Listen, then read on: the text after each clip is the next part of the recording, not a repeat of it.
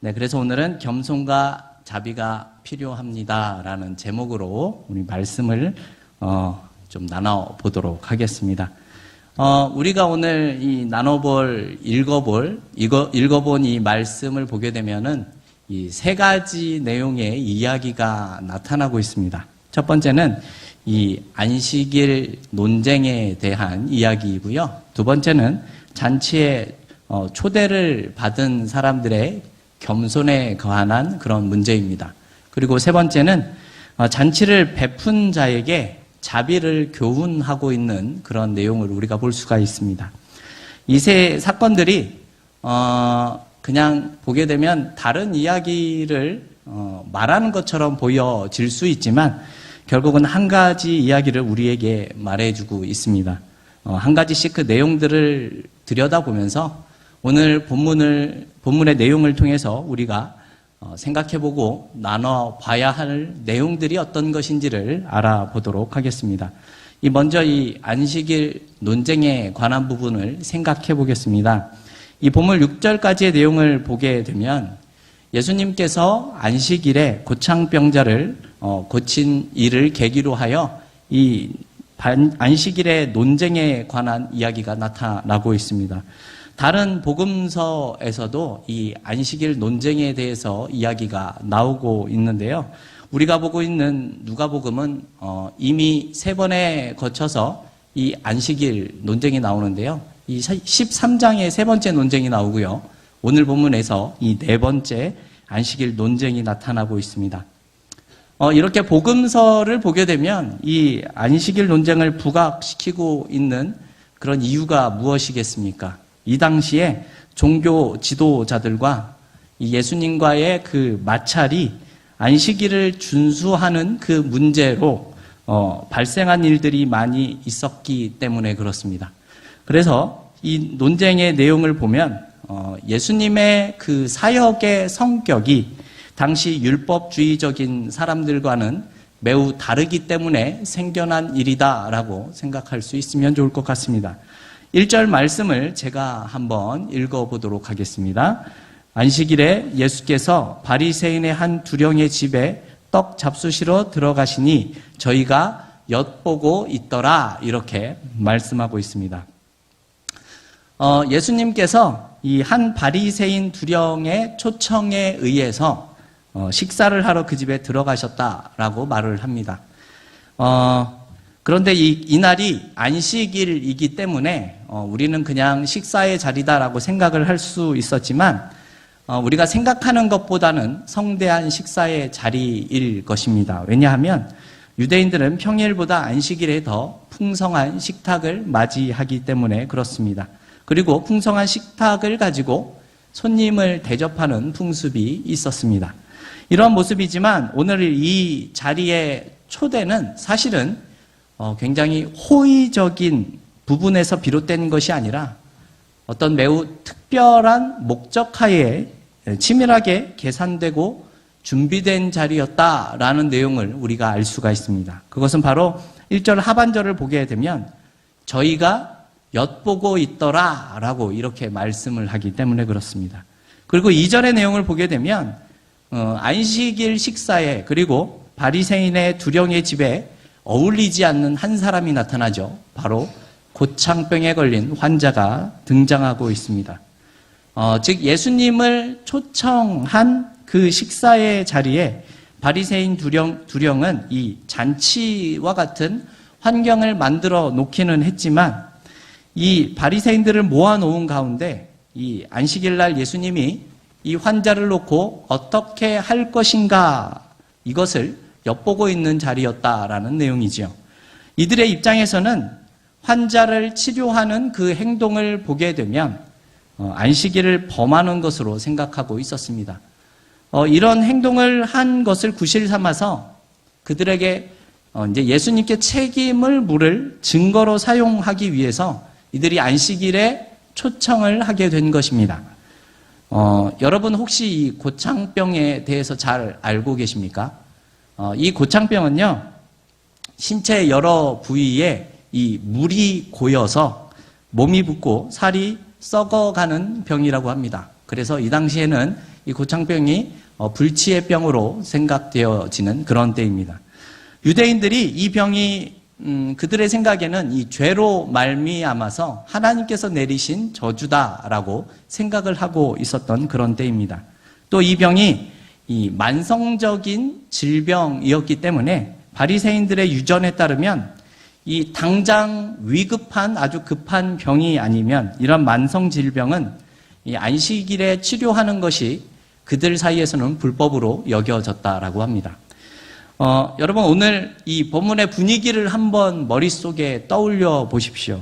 안식일에 어떤 성대한 식사의 자리가 베풀어졌습니다. 그 자리에서 예수님이 앉아 계시는데 이 주변의 사람들을 보게 되니 무엇인가 알 수 없는 그런 적대감이나 긴장감이 감돌고 있는 상황입니다.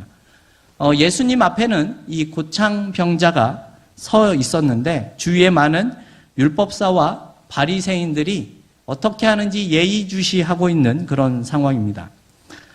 이들의 모습을 보게 되면 이 환자에 대한 그런 어떤 동정이나 연민이 없고 무언가 자신들의 목적을 이루고자 하는 긴장감이 가득 차 있는 적개심이 느껴지는 그러한 자리가 되어진 것이죠.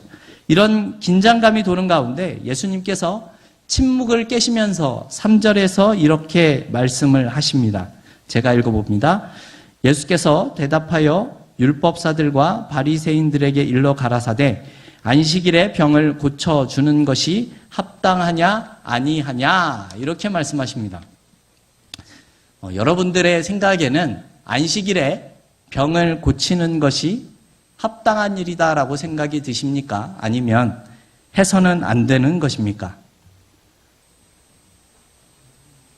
너무 어렵죠? 네. 실제로 모세의 율법을 보게 되면요. 안식일에 병을 고치는 것에 대해서 금지하는 내용이 없었다라고 하죠. 결국 율법은 안식일에 병 고치는 것을 금하는 항목이 없었다라는 것입니다. 그러나 바리새인들은요. 이 안식일을 자신들 나름대로는 거룩하게 지키기 위해서 자신들이 정한 항목이 39개가 있었다라고 합니다. 그들의 그 39개의 항목 중에는 이 생명에 지장이 없는 한에서는 안식일에 병을 고쳐서는 안 된다라는 것이죠. 그래서 만성적인 질병이었었던 이 고창병에 걸린 사람을 앞에 세워놓고는 그를 고치는지 안 고치는지를 지켜보고 있는 그러한 상황이다라는 것입니다. 그래서 예수님의 물음, 즉 이 안식일의 병을 고치는 것이 옳으냐 그렇지 못하느냐에 대한 질문에 이 율법사와 바리새인들은 아무런 대답을 하지 못합니다. 그러자 예수님이 이 고창병 걸린 사람을 치료하시고 그리고 돌려보내십니다. 그리고 이렇게 말씀하시죠. 5절 말씀입니다. 우리 5절 말씀을 같이 한번 읽어보도록 하겠습니다. 네, 말씀 좀 띄워주십시오. 우리 성경 보고 같이 읽어볼까요? 5절입니다. 또 저희에게 이르시되 너희 중에 누가 그 아들이나 소나 우물에 빠졌으면 안식일에라도 곧 끌어내지 않겠느냐 하시니. 아멘. 이렇게 물어보시자 이 율법사와 이 바리새인들은 예수님의 물음에 다시 대답을 하지 않습니다. 왜냐하면 이 당시에는 안식일이라도 사람이나 가축이 위험에 처하게 되면 안식일임에도 불구하고 구하는 일들이 있었기 때문에 그렇습니다. 이들은 자신이 만든 법으로는 가축을 구해줄 수는 있었지만 병에 걸린 사람은 치료해 주지 않는 기준을 세운 사람들이 되었습니다. 그래서 예수님의 무릎에 이들이 답을 할 수 없는 것이지요. 이런 내용 가운데 바로 장면이 바뀌면서 이 두 번째 내용이 나타나고 있습니다. 잔치에 초대를 받은 사람들에 관한 내용입니다. 7절부터 11절의 이야기인데요. 혼인잔치에 연회가 벌어졌는데 초대를 받은 사람들이 식탁에 앉아있는 장면입니다. 그런데 그때에 상석에 앉으려고 하는 사람에게 예수님께서 교훈을 하시는 내용이 보여집니다. 실제로 이 당시에 연회장의 식탁에는요, 상하의 구분이 있었다고 합니다. 그래서 높은 위치에 있는 사람들이 앉게 되는 식탁과 일반 사람들이 앉는 식탁이 따로 구별이 되어져 있었다고 합니다. 그런데 바리새인으로 보이는 청함을 받은 사람들이 이 상석에 앉으려고 하는 상황인 겁니다. 이때에 이 연회장의 주인이 나타나서 상석이 아니라 말석으로 가라 이렇게 말을 하게 된다면 너희가 부끄러움을 당하게 될 것이 아니냐라고 말씀하는 그런 내용이지요. 그러면서 나오는 말씀이 우리가 잘 알고 있는 11절 말씀입니다. 11절 말씀을 제가 한번 읽어보겠습니다. 무릇 자기를 높이는 자는 낮아지고 자기를 낮추는 자는 높아지리라 입니다. 네, 무슨 얘기죠? 겸손에 관한 이야기를 지금 말씀하신 것이죠. 그리고 마지막 12절부터 14절을 보게 되면 세 번째 이야기가 나타나고 있습니다. 바로 잔치를 베푼 사람에게 자비를 교훈하고 있는 그러한 말씀입니다. 이 13절 말씀을 또 제가 한번 읽어보겠습니다. 잔치를 배설하거든 차라리 가난한 자들과 병신들과 저는 자들과 소경들을 청하라 이렇게 말씀을 하고 있습니다. 12절 말씀을 보게 되면 잔치에 사람들을 초청하는데 부한 사람들을 초청하지 말라 이런 내용이 나오죠. 오히려 방금 읽었었던 13절에 나오는 말씀처럼 가난하고 병신과 저는 자들, 소경들을 오히려 청하라라는 말씀이 나오죠. 잔치 자리에 부유한 사람들을 초대하는 것이 아니라 오히려 가난하고 몸이 불편한 사람들을 초대하라라고 하시는 그런 내용입니다. 왜 가난하고 몸이 불편한 사람들을 여러분 초대하라고 하시는 것입니까? 여러분들이 생각하시기에는 이 몸이 불편하신 분들은 부자일 것 같습니까? 가난한 분들일 것 같습니까? 네. 너무 어렵죠? 네. 근데 몸이 불편해서 경제 활동을 제대로 할 수 없기 때문에 이들은 대부분 경제적인 무능력자들이 많을 것입니다. 그렇죠? 결국 가난할 수밖에는 없는 사람들입니다.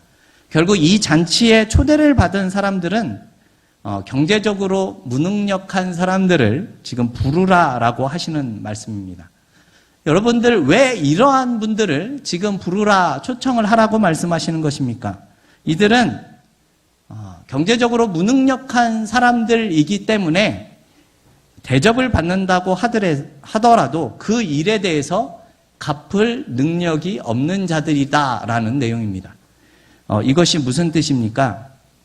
잔치를 베푸는데 그 잔치에 초대된 사람이 갚을 능력이 없는 사람들을 초대해라라는 뜻입니다. 다른 표현을 하면요, 가난한 자를 비롯해서 사회적인 약자를 대접하는 일에 대해서 자비로운 마음을 가지고 베풀라라고 하시는 말씀이라는 뜻입니다. 자비를 베푸는 일에 대해서 어떠한 보상을 받은 대가를 바라는 것이 아니라 더 긍휼을 베풀어라라고 하는 취지로 말씀하는 내용이다라는 겁니다. 제가 이 복지사역팀 헌신 예배를 할 때마다 사실은 이 누가복음의 말씀을 전하고 있습니다. 근데 이유가 무엇인가 하면요, 이 누가복음은 이 다른 복음서들보다 조금 더 이 여인들 그리고 어린아이, 죄인 그리고 이방인들의 이 가난하거나 소외되거나 사회적인 약자들에 대한 관심이 많이 나타나고 있기 때문에 그렇습니다. 그렇다면 여러분, 이 오늘 본문의 세 가지 이야기를 통해서 우리가 다뤄보고자 하는 내용들이 어떠한 것일까요? 예수님께서 하시는 일을 이 당시에 종교 지도자들은 자신들이 만든 법을 가지고 종교적인 의식이나 그들의 명분 때문에 예수님의 그 사역을 반대하고 있었다라는 것입니다. 안식일에 예수님께서 긍휼을 베푸시는 그것을 보고 다른 날에 해라 이렇게 말하는 것과 다르지 않죠. 율법사와 바리새인들은요, 이 자신들이 정한 법을 지키기 위해서 긍휼마저 베풀지 못하게 하고 있다라는 것입니다. 긍휼을 베푸는 문제에도 분명하게 율법에 명시된 부분이 있었지만 자신들의 정한 때에만 그 일을 해야 한다라는 뜻이 되는 겁니다. 결국 그렇게 하는 것이 옳다라고 말하는 것이죠. 사실 율법사와 바리새인들의 목적은요, 이 안식일의 선행을 하느냐 하지 않느냐의 그 문제에 있지 않습니다. 이들의 목적은요, 예수님의 사역이 틀렸다라는 사실을 증명하는 것에 그들의 목적이 있습니다. 그렇다면 그들이 예수님의 사역을 비난하는 것으로 얻을 수 있는 게 여러분 무엇이겠습니까? 본인들이 옳았다라는 사실을 증명하고 싶어서 그런 것입니다. 예수님을 비난하는 것으로 그의 사역을 부정하고 그가 했었던 그 옳았다는 사실을, 자신들이 옳았다라는 그 사실을 증거하고 싶은 것이 그들의 진정한 목적이었다라는 말입니다. 사실 이들은 율법의 진정한 의미나 선행을 하는 일에는 관심이 없습니다. 그래서 자신들은 옳은 행동을 했지만 예수님이 하지 말아야 할 그 사역을 하는 것이 지금 거슬리고 있다라는 뜻이 되는 겁니다. 성도 여러분, 오늘 말씀을 보면서 이 율법사와 바리새인들의 모습을 통해서 우리가 실수하지 말아야 하는 부분이 무엇인지를 생각해 보았으면 좋겠습니다. 이들은 자신의 옳음을 증명하려고 하지요. 그런데 자신의 옳음을 증명하는데 어떻게 증명하고 있습니까? 함정을 파는 것으로 자신들의 옳음을 증명합니다. 그리고 코너에 몰아넣는 것으로 자신들의 옳음을 증명하고 있습니다. 이들이 예수님께서 베푸시고자 하는 그 긍휼을 가로막고 서 있는 이유가 자신들의 그 정당함을 보상을 받는 방법이 이것밖에 없었다라고 생각하고 있는 것이죠. 예수님을 정죄해서라도 나는 정당했다라는 사실을 이들이 말하고 싶은 것입니다. 여러분, 우리가 알고 있는 이 성경의 계명들 중에서 가장 크다라고 말하는 첫 번째 계명이 무엇입니까? 바로 하나님을 사랑하는 것이죠. 그렇죠? 그리고 두 번째는 이웃을 사랑하는 것이다라고 말씀합니다. 이런 것을 잘 알고 있는 율법사와 바리새인들은요, 지금 병든 자를 안식일에 고치지 말라라고 하는 겁니다. 동물들을 구하는 것은 되지만 사람을 구하는 일에는 안식일에 하지 말아라 라고 말씀하고 있는 겁니다. 여러분, 참으로 아이러니한 일이 아닙니까? 여러분, 그렇다면 예수님께서 오늘 본문을 통해서 우리에게 말씀하시는 내용이 무엇이겠습니까? 이 옳다고 생각하는 율법사와 이 바리새인들을 향하여서 옳은 일을 할 때에는 겸손한 모습이 있어야 하고 더 자비롭고 긍휼한 모습이 있어야 한다라는 말씀을 하고 계신다는 겁니다. 이들에게 겸손하고 자비로움이 없기 때문에 선행을 행하는 일에도 자신들의 그 옳음을 증명하기 위해서 누구를 더 정죄하고 사람을 잡으려고 하는 모습을 보여주고 있다라는 말입니다. 이런 모습이 있기 때문에 예수님께서는 율법을 행하는 일에 앞서 율법의 진정한 의미를 알고 선행을 행할 것을 말씀하고 있습니다. 이렇게 하기 위해서는 겸손을 보여야 하고 긍휼과 자비로운 모습을 보여주는 것이 중요하다, 이렇게 말씀하시지요. 여러분, 어쩌면 예수를 믿는 우리들도 율법사와 바리새인과 같은 모습을 보일 때가 없는지를 돌아볼 필요가 있습니다. 나의 옳음을 증명하기 위해서, 때로는 나의 목적을 이루기 위해서 다른 사람의 마음에 상처를 주거나 피해를 주는 일이 없어야 한다라는 말씀입니다. 복지사역팀으로 생각을 해보면 우리가 형제나 이웃들을 도와주는 일에 대해서 우리는 단순히 좋은 일을 했다, 옳은 일을 했다라는 것으로 끝나서는 안 된다라는 말입니다. 내가 일방적으로 도움을 주었으니 나는 잘했다라는 것으로 끝나서는 안 된다라는 것이죠. 우리의 그 행동 속에 겸손한 모습이 있어야 하고 자비로움과 긍휼을 가지고 그 일을 행했어야 한다라는 말씀입니다. 여러분, 이 겸손이라는 말을요, 국어 사전을 찾아보면요, 이렇게 정의하고 있습니다. 남을 존중하고 자기를 내세우지 않는 태도가 있음이라고 얘기를 하고요. 교회 용어 사전을 보게 되면 앞에 나와 있죠. 우리 한번 같이 읽어볼까요? 겸손은 자신을 낮추며 상대방을 인정하고 높이는 욕심 없는 마음 상태, 자신의 죄성과 한계를 인정하고 하나님께 의지하는 자세, 이것을 겸손이다라고 교회 용어 사전에서 이야기를 합니다. 우리가 누군가를 도와줄 때는요, 이 겸손한 마음, 즉 자신의 마음을 낮추고 상대방의 마음을 인정하는 그런 모습을 가지고 도움을 줄 수 있어야 한다라는 내용입니다. 실제로 우리가 겸손한 모습으로 도움을 줘야 하는 이유는요, 도움을 받는 사람들이 느끼는 마음 때문에 그렇습니다. 도움을 받는 사람이 나는 도움을 받아야 한다라고 느끼게 된다면 그렇게 느껴서는 안 되기 때문에 그렇죠. 내가 도움을 받아야 하는 대상이 되어지는 순간에 나는 동정을 받는 존재가 되거나 때로는 도움을 받았는데 뭔가 수치스러운 마음이 들 수 있는 그런 모습이 있을 수 있기 때문에 그렇습니다. 그래서 우리는 도움을 주는 사람의 관점이 아니라 도움을 받는 사람의 관점에서 이 일을 생각해 봐야 한다라는 말입니다. 작년에 복지사역팀 이 헌신예배에서 이 선한 사마리아인의 비유에 대해서 말씀을 드렸었습니다. 그때에도 오늘 본문처럼 율법사와 예수님과의 대화 가운데 일어난 일이지요. 이런 말씀을 드렸습니다.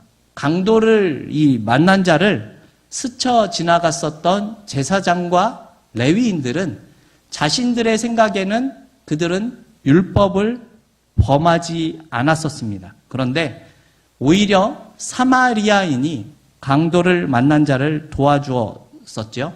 그런데 율법의 입장에서는 이 사마리아인이 율법을 범했다라는 말이죠. 그러나 예수님은 율법 교사에게 이렇게 질문을 했습니다. 누가 강도 만난 자의 이웃이 되겠는가입니다. 강도를 만난 사람의 입장에서 이웃이 될 수 있는 사람이 율법을 범하지 않는 이 제사장과 레위인이 아니다라는 것이죠.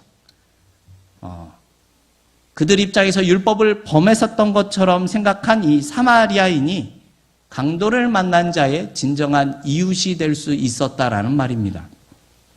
강도를 만난 자의 입장에서는 이 사마리아인이 진정한 이웃이다라는 것이죠. 이 사마리아인이 강도 만난 자의 입장에 서 있지 못했다면, 그리고 겸손한 모습을 가지지 못했었다면 나를 핍박했었던 그 동족인 유대인에게 어쩌면 이처럼 선행을 베풀지는 않았을 것입니다. 강도를 만난 자는 사마리아인을 핍박했었던 유대인이었었기 때문에 어쩌면 이 사람은 복수를 선택했을 수도 있을 그러한 상황이다라는 것이죠. 여러분, 그렇다면 구체적으로 선행을 베푸는 일에 우리가 겸손한 모습을 어떻게 해야 보여줄 수 있는 것이겠습니까? 먼저는 도움을 받을 사람들을 동등한 존재, 즉 대등한 존재로 여기는 것에서부터 시작을 해야 합니다. 그들을 도와줘야 될 대상으로 생각을 하는 것이 아니라 내가 하나님께 긍휼이 필요한 사람인 것처럼 그들도 하나님의 긍휼을 필요로 하는 동등한 존재이다라고 생각하는 것이죠. 서로가 동등한 존재인데 나의 부족한 부분을 하나님이나 또한 주변의 다른 사람이 나에게 도움을 주는 것처럼 나와 동등한 존재를 내가 혹은 우리가 가진 것으로 그 부족한 부분을 채워줄 수 있는 것이 필요하다라는 말씀입니다.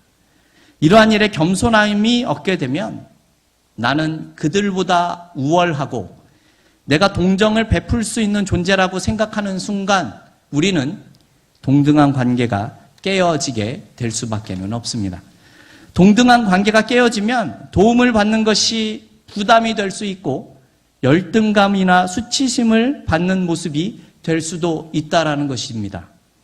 우리가 도움을 주는 그 누군가의 모습이 내가 보기에는 부족해 보일 수 있고 연약하게 보이더라도 그들 또한 나와 같이 하나님의 형상을 가진 자로서 우리가 알고 있어야 한다는 말씀입니다. 이러한 모습으로 우리가 다가서지 못하면 우리는 결국 진정한 도움을 줄 수가 없다라는 말씀이죠. 분명히 좋은 일을 한 것 같고 우리는 분명히 옳은 행동을 한 것처럼 보여지는데 그것이 어떻게 보면 해가 될 수 있는 상황이 될 수도 있다라는 말씀입니다. 내가 다른 사람보다 높은 위치에 서게 되는 순간 우리에게는 겸손한 모습은 사라지게 되고 우리는 올바른 도움을 줄 수 없다라는 사실을 생각하셔야만 합니다.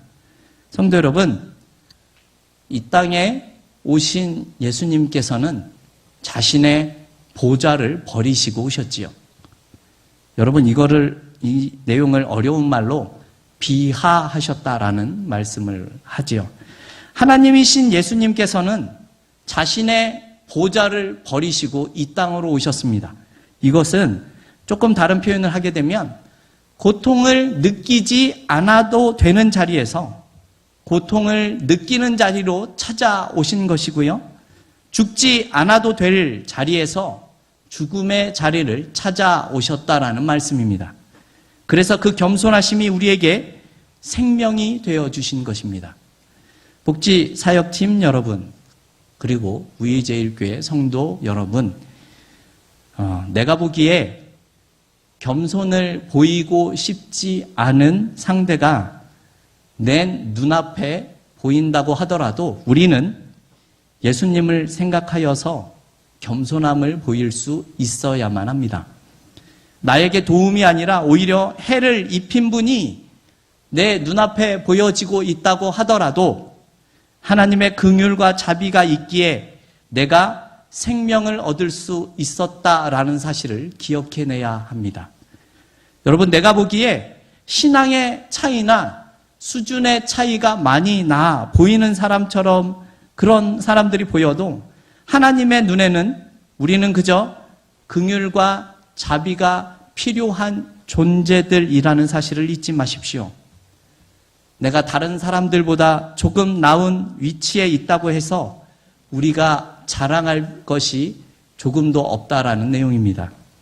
내가 다른 사람들보다 많은 것을 소유하고 있다고 하더라도 하나님의 긍휼과 자비가 필요 없는 사람이 단 한 사람도 없다는 생각을 기억하셔야만 합니다.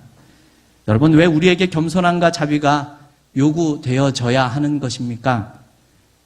그리고 우리가 그렇게 겸손함과 자비로움을 받은 사람들이기 때문에 그렇습니다. 예수님께서는 이 세상에 파송하는 이 12제자에게 이러한 말씀을 하셨습니다. 너희가 거저 받았으니 거저 주어라 라는 말씀입니다. 우리 중 누구도 받을 만해서 받은 것이 있는 것이 아니라 우리 모두 다 받을 만하지 못한 사람임에도 불구하고 많은 것을 받아왔다라고 기억할 수 있어야 합니다.